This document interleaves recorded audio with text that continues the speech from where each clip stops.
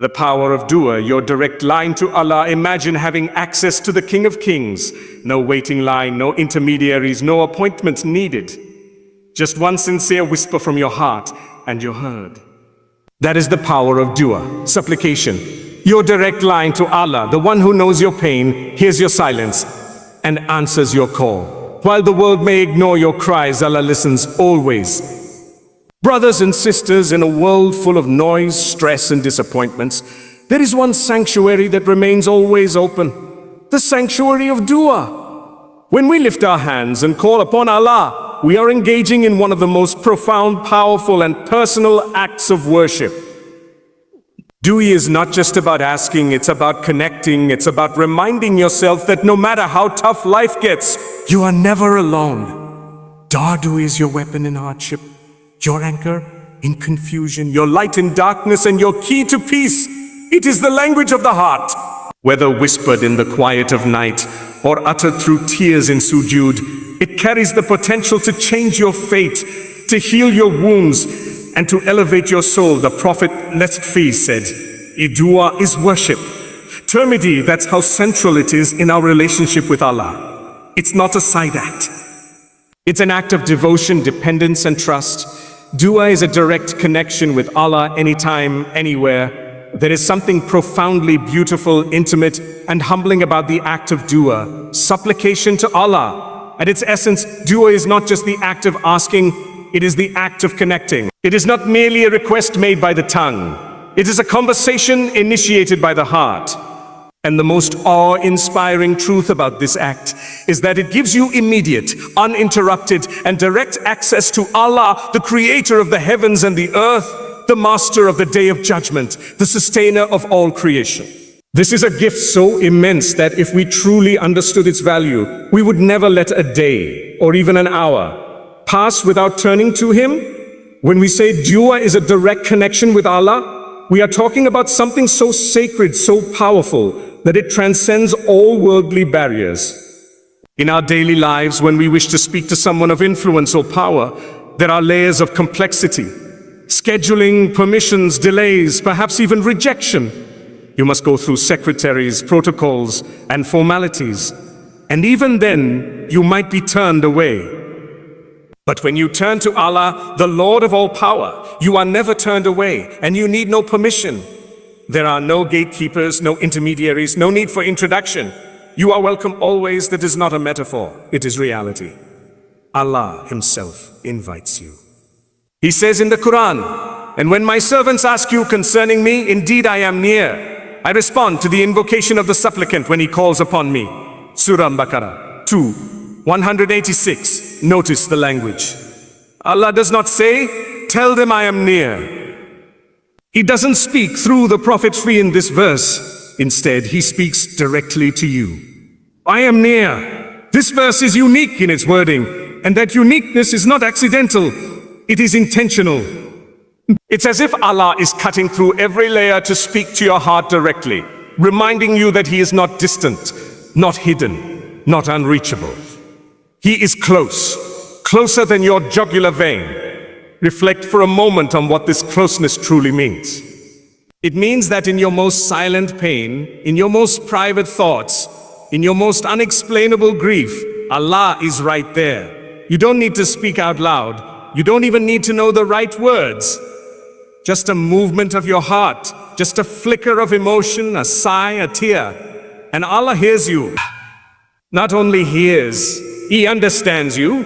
He understands what you meant, what you couldn't say, what you tried to suppress. He understands what no one else could ever comprehend. That's the depth of this connection. What makes dua even more profound is that it is accessible to everyone. It brings your heart back to where it belongs, in humble submission to its creator. When you feel lost, dua reminds you of who to return to. When you feel proud, dua reminds you of who is really in control. And when you feel afraid, dua brings the assurance that you are never alone. In this fast-moving, hyper-connected digital age, when we have dozens of notifications, messages, and distractions, the most important connection we need to protect is this one, our private, sacred line to Allah. Because everything else can fail, people, plans, institutions, even your own self. But Allah never will. So never let a day pass without speaking to Him. It doesn't matter where you are. At work, on a walk, in your car, in bed at night. Speak to Him. Whisper to Him. Thank Him. Cry to Him. Ask of Him. You don't need to wait for Ramadan or for hardship or for the last third of the night. Any time is the right time. Anywhere is the right place. Your heart is the microphone. And Allah is always listening. So hold on to this gift. Treasure it. Nurture it. Nurture it. And never forget, dua is not just a way to get things from Allah. It is the way to get closer to Allah. And there is no greater achievement in this life than nearness to Him. Dua is not just a request. It's a profound act of worship. Many people think of dua simply as asking Allah for something, a job, health, success, protection, marriage, or relief from pain. While it certainly includes those things, the reality is far deeper and more beautiful. In Islam, dua is not merely a transaction or a list of desires presented to Allah. Rather, it is a deeply spiritual act, one that reflects the very essence of worship. The Prophet Muhammad said, dua is worship. This powerful hadith reveals that the moment a person raises their hands, bows their head, or whispers their needs to Allah, they are not just asking, they are worshipping. They are fulfilling one of the greatest purposes of their existence, to show dependence on their Creator and acknowledge His absolute authority, mercy, and generosity. This perspective transforms the entire experience of making dua.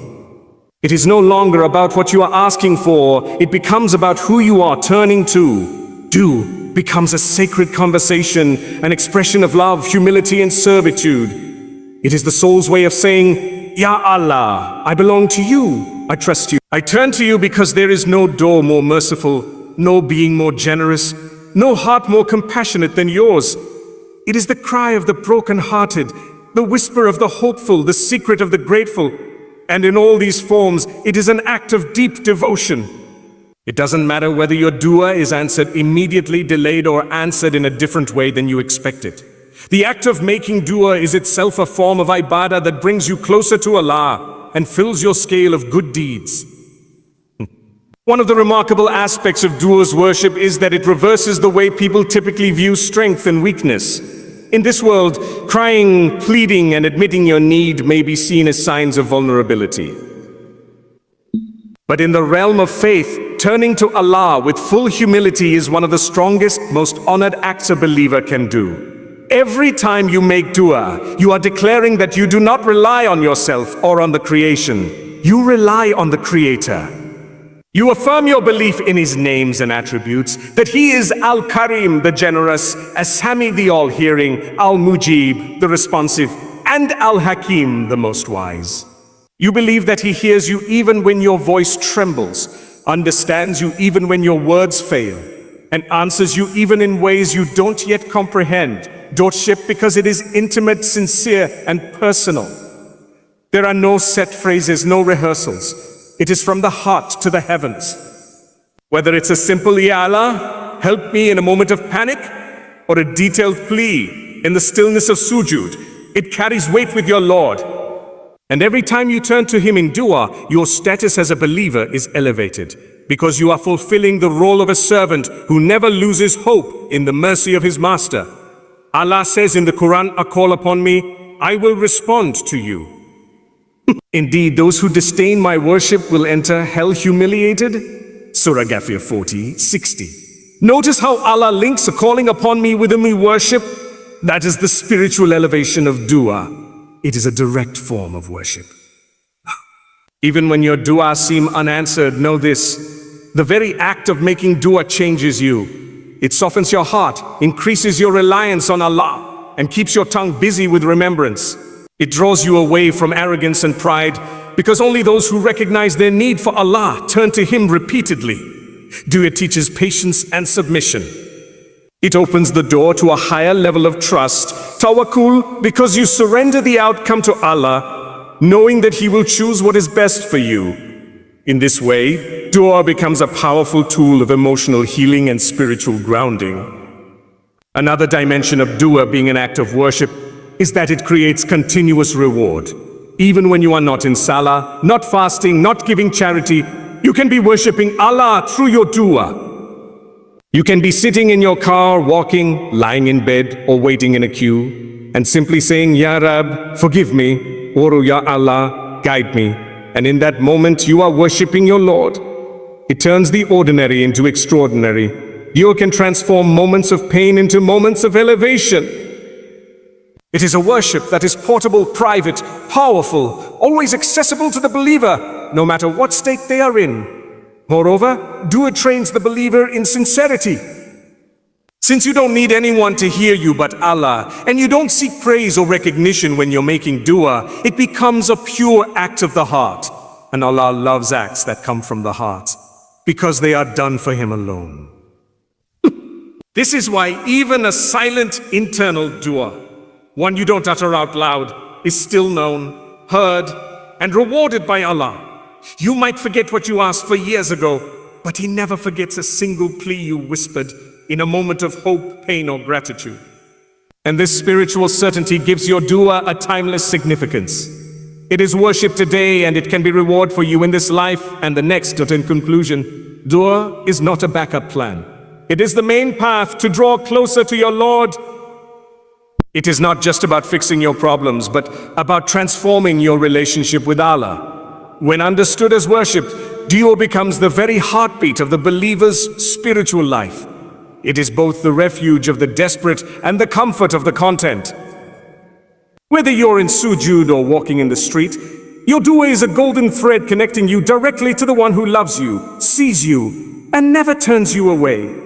That is the power and beauty of dua, not just a request, but a profound, deeply cherished act of worship.